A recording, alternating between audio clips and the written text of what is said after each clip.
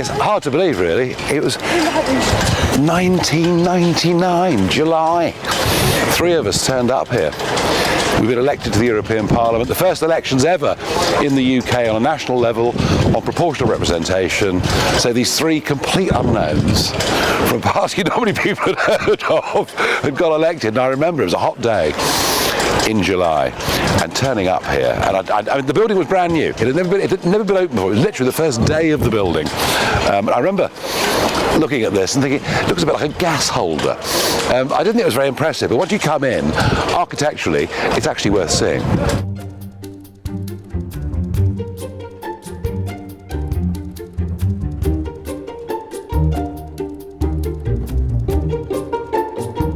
Pretty impressive.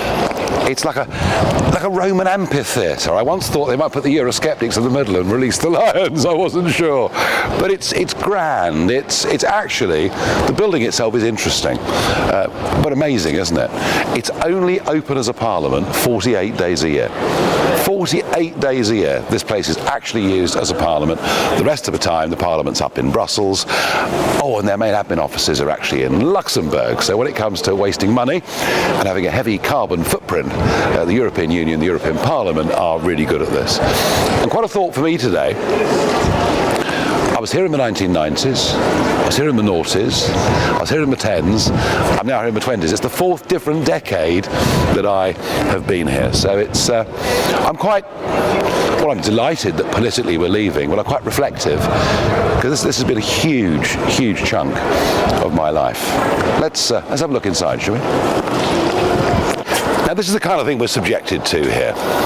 They're all around, as you can see. This one interests me particularly.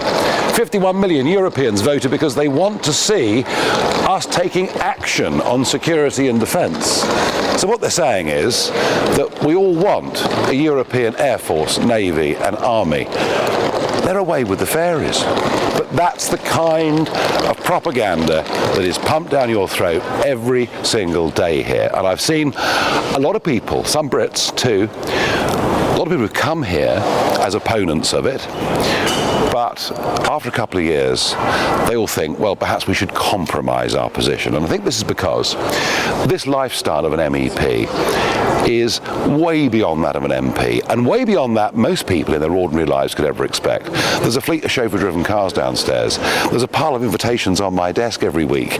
Champagne receptions, lunches, dinners. I mean, you know, if you sort of get with it and support the project, it's a pretty good life. Somehow, in 20 years, they haven't corrupted me. That's because I lived a pretty loose lifestyle already.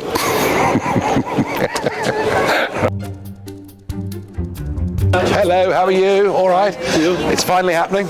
We are actually leaving. Yeah. I'm going to miss you. The whole Parliament was going to miss you. Well, I've given it a bit of theatre, haven't I? I've given it a bit of... Yeah. I mean, I've been their best publicity they've ever had, really. Yeah. But... they need you, in fact, I think. It's funny. I mean, of course, politically, I'm delighted we're leaving. But I will miss the theatre. Yeah. The sort of dramatic moments. Yeah. And anyway, it's a big moment. It's been a pleasure, Mike. You've been a great friend. Thank you. Bye-bye. Yeah, people have been very nice. It's been interesting, actually. I wasn't sure, because here in the past, I've had hostility, abuse in the lifts and jostling, and you'd be amazed how vicious people have been, particularly after the Brexit vote.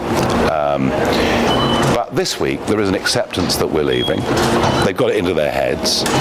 There's one or two ranters like Verhofstadt who still think it might be reversed, but they've got it into their heads. And the number of people who said we're going to miss you because you've livened the place up has been quite extraordinary, really. Right, continue. No, it's not Kew Gardens. It is the European Parliament. I think these are modern-day Triffids, but it's all pretty impressive, actually. So that's it. That is, and they call it the Beehive. You can see why. Now, whether you support the European project or not, you've got to say, architecturally, this place is pretty fascinating. Brussels is hideous. Brussels is more like sort of an unfinished Gatwick Airport. But this is actually quite lively. And what I'm going to miss is the action inside there, because it's been, I've been the pantomime villain. I get up and speak, and 400 people start booing, and that's the bit that I'm going to miss. It's been really quite lively and quite exciting. Hello, how are you? Still here, just, yes. She'll be very pleased. days when I've gone. And so Carlos Puigdemont's here, so that's kind of livening up the week in quite a big way. Now, the most important place here, of course, is not the chamber. It's the bar. Coffee bar, although you can get drinks if you want. Now, you know, I seriously don't think that if he was alive, he would approve, even if he thought in the dark days of the war and after, that a united Europe, France and Germany being together, was a good idea, which he did, although we shouldn't be part of it. You know, I think 55 years on from his death, would he have approved of an organisation run by a European Commission you can't vote for and can't remove? No, I think they're taking his name in vain. That's what I think. So if you get lost, this explains everything to you. Not.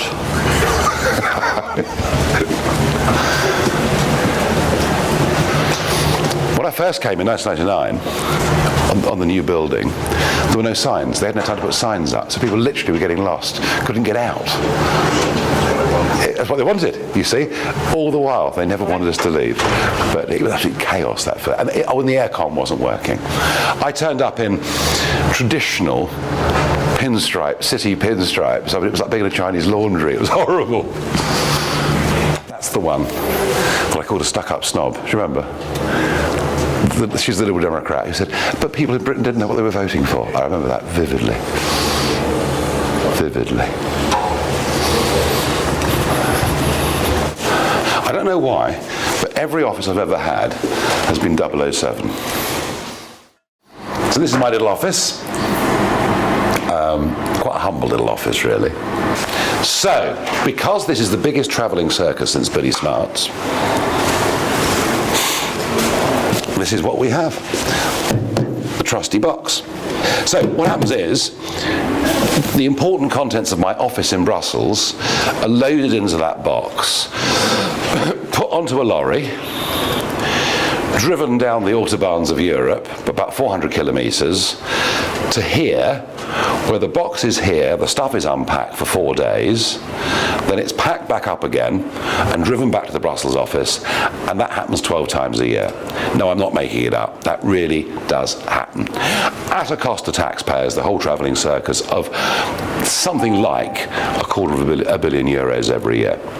And people say, we must reform the European Union, but the French cleverly got it written into the treaties that Strasbourg was the home of the European Parliament, and it should meet 12 times a year, and to reverse it, we need a unanimous vote, and the French are not going to vote for up to 5,000 people coming on expenses and spending it all in Strasbourg.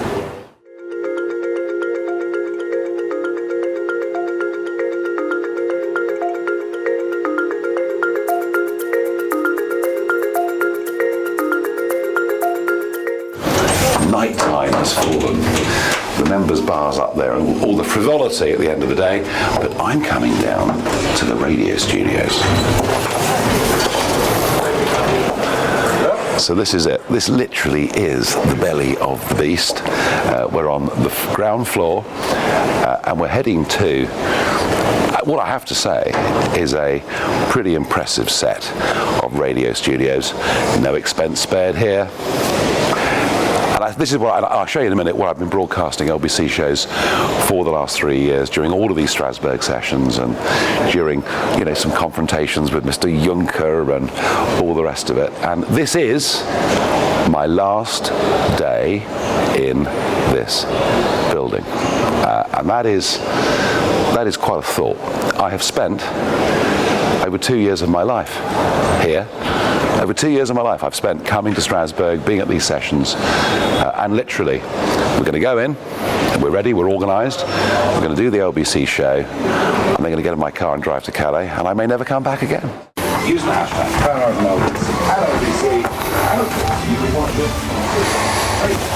there we are. This is my last few minutes in the European Parliament in Strasbourg, having first walked through these doors in July 1999. So in 4 different decades I've been here in this place, and in a few minutes I'll be gone, never to return, I suspect. It's been an amazing journey. A lot of it's been fun. A lot of it's been quite heated. I shall miss the drama. of the place. I shall miss being shouted at by Guy Verhofstadt, mocked by hundreds many times over. But politically, I'm pleased. We are leaving. This is my last day. And what a thought. I've spent 4 years of my life in Strasbourg. I find that quite extraordinary. In fact, I need to almost lie down after a cold shower.